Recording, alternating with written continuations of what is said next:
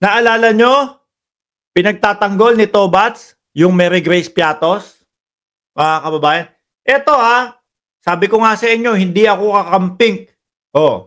Pero simula po nung nakita natin yung respeto ng kakamping sa ating Pangulo, sa gobyerno ng Pilipinas, pag nakita nila na nagtatrabaho ng maayos ang Pangulo, sumusuporta sila. Hindi ako kakamping, mga kababayan, pero nakikita ko yung ibig sabihin dito ni dating Senador Kiko Pangilinan, mga bossing. Simple lang talagang kaya nga sabi ko sa inyo, di ba, kahapon, ng umaga, nung nag-live tayo, nung nag-vlog tayo, sabi ni Ginger Cat, Boss Mark, pa-update kay Dado. Si Dado, bagong chupit. Tatawa-tawa doon sa kanyang vlog. Kunyari, hindi apektado, pero deep inside, stress na yun. Anyway, sabi ko nga kahapon, mga kababayan, doon sa vlog natin, no, na itong si Bato de la Rosa, napakadalihong i-defense, napakadali pong, kumbaga, best word ditong gamitin? Salungatin itong mga sinasabi niya. Napakadali pong salungatin. Yung sinasabi niya, halika, pumunta ka sa amin, sumama ka sa amin doon sa Davao, madaming piatos doon. Sabi na Ma'am Gracious, nakita nyo, nagiging makalimutin na ako, kaya kailangan umiinom na ako ng vitamina. Sumama ka. Ayan, sabi niya, halika rito. Sabi niya doon sa mga nagtatanong kung sino Mary Grace Piatos ba yun. Halika rito sa Davao. Dalhin kita sa bahay ng mga piatos. Gusto niyang establish, mga kababayan, na merong mga piatos. No? Dahil yung ibang mga kapwa natin Pilipino, pag narinig yun, merong mga piatos. So, ibig sabihin, meron ng Mary Grace. So, ibig sabihin, existing na yung taong nandoon na pumirma, no, sa mga resibo ng Office of the Vice President. Pero, kung rerektahin natin kung ano talaga ang hinahanap, Mary Grace Piatos talaga. Mga bossing. Yang estilo na yan, tara, dalhin kita sa bahay ng mga piatos. Gusto niya lang itatak sa atin, meron talagang mga piatos. Gusto niyang iwala sa atin yung Mary Grace. Mayayaman yung mga piatos dito. May mga tao roon, piatos. May-ari ng malalaking lupa. Si Mary Grace. Kung meron mang mga piatos, si Mary Grace. Nasaan? Di ba? Si Mary Grace, bakit wala sa PSA? Mga lumang tao yan. Ano yan, mga taong Java ba to? Mga lumang tao yan ng Davao. Kaya sila yung nagkaroon ng malalaking lupa rito. Ngayon po, mga bossing, yan, si dating Senador Kiko Pangilinan. Well, sabi rin nila, dati, di ba? Wala raw extrajudicial killing with close parenthesis. Ngayon, lahat daw yun ng laban. Yun yung sinabi dati, no? Ito, madaling mabutatatong si Bato, no? So, mahirap. Ito. Mahirap palabasin nila kung totoo, di ba? Yung sinasabi niyang Mary Grace Piatos. Ganun lang naman kadali, mga bossing. No? Ang tagal na hong hinahanap sa Vice Presidente, ang tagal nang itinatanong sa Office of the Vice President, nasaan at sino si Mary Grace Piatos. Para maipahiya nila yung Quadcom, yung good government. Para maipahiya nila yon, napakasimple lang sinasabi nyo walang Mary Grace Piatos eto, ilalabas namin. Ay naku po, mga kababayan. Biglang papabor sa kanila yung tao pag nailabas nila yung Mary Grace Piatos kung maipaliwanag ng maayos. Kung ano talaga. Di ba? Pero wala nga, wala. Mga bossing. Ang gustong iporma dito ni Bato de la Rosa, meron talagang mga piatos. Yung Mary Grace, ang tanong, wala. Ilabas. Napakasimple nga naman. Sabi ni Senator Kiko Pangilinan, palabasin nila kung totoo, di ba? Simple lang naman yun. Correct. Yan, Palabas, simple lang naman yan. O anong pangalan? Dahil nga daw po, ang sabi nung iba, mga boss, ano yun, nickname o palayaw o kung ano man, alias lang yung ginawang Mary Grace Piatos. Ano talaga yung pangalan? Tapos. Bakit ayaw ilabas? Bakit walang inilalabas? Ilang beses na akong sinabi sa PSA, bakit hindi nila depensahan? Meron talaga. Pagkatapos po nung pagkasabi nila na meron talaga, sabay pakita. O eto si Mary Grace Piatos. Tapos ang usapan dyan. Ngayon ipaliwanag na kung ano ang binayaran kay Mary Grace Piatos. Di ba? O saan nakatira? Nasaan ang address? Ganun lang huy. Sabi ni Beatrice Corpus, ikaw Mark, iboboto mo ba si Amy? Parang di kapatid ni PBBM sa kabila ang suporta, sabi ni Ma'am Beatrice Corpus. Ay syempre po hindi.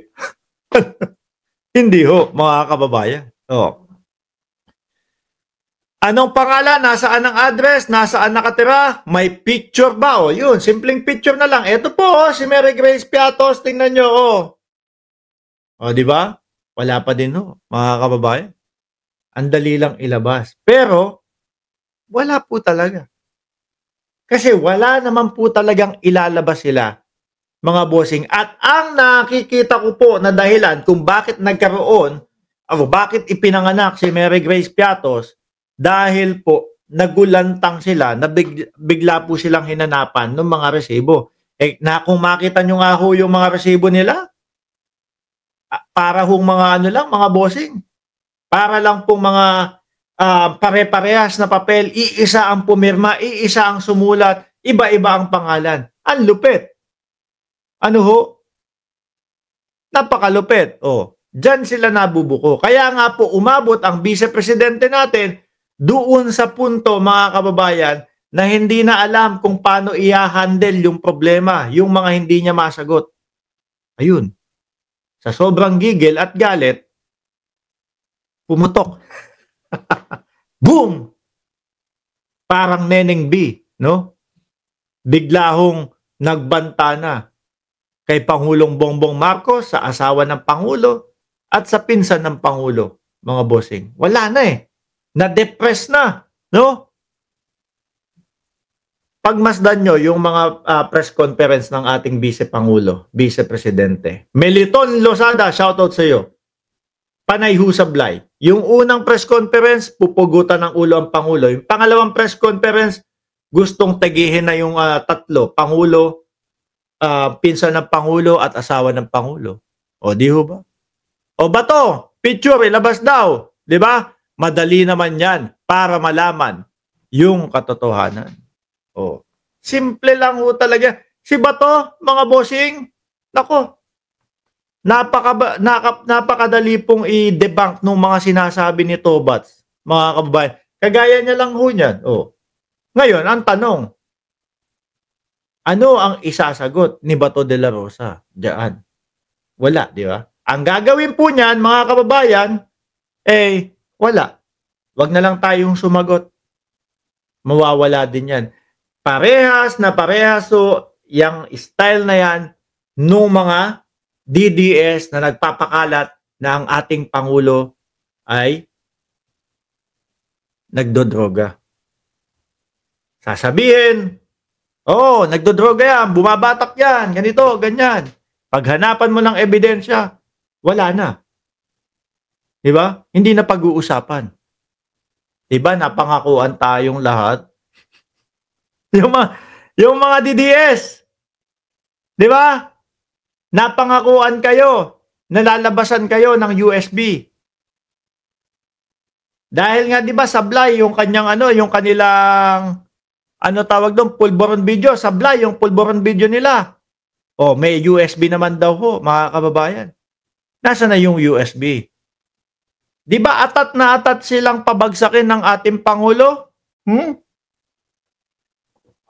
Atat na atat silang pabagsakin ng ating Pangulo? Bakit pinagtatagal pa nila yung mga ebidensya nila, yung mga USB nila? Kasi wala talaga. No?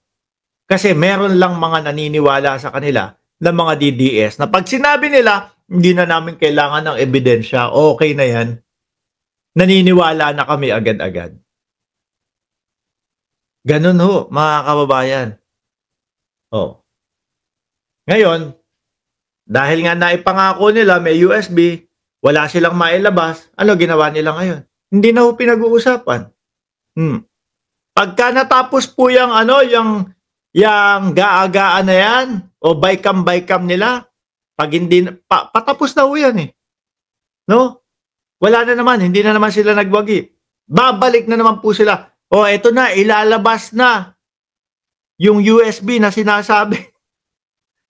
Paikot-ikot, mga kababayan, pati yung si Rodriguez, anak ng tinapa. Para po umangat at pumasok yung kanyang, pangalan doon sa top 12 mga bossing, aba nakisali. Nakisali doon sa hair follicle test. Samantalang ho, nung pagkatapos ng eleksyon, ano sinabi niya? Hindi po ako naniniwala diyan. Kasi po, nasa harap ko nung ginawa yung drug test ng ating Pangulo. Oh, tapos ngayon may hair follicle test na si si Vic Rodriguez. Bakit to? Eh hindi nga umaangat kasi yung pangalan niya sa top 12. Oh. Di ba? Kaya, naku, hair follicle test ka. Sopla kay Pangulong Bongbong Marcos. Ano sabi ng Pangulo? Hindi ka sana nakipagtrabaho sa akin. Kung alam mo palang ganyan. Di ba? Ang tagal nating magkasama. Bakit hindi mo sinasabi yan noon pa? O kumpara talaga sa bayan? Para lang po umangat ang kanyang pangalan doon sa mga survey dahil laglag po.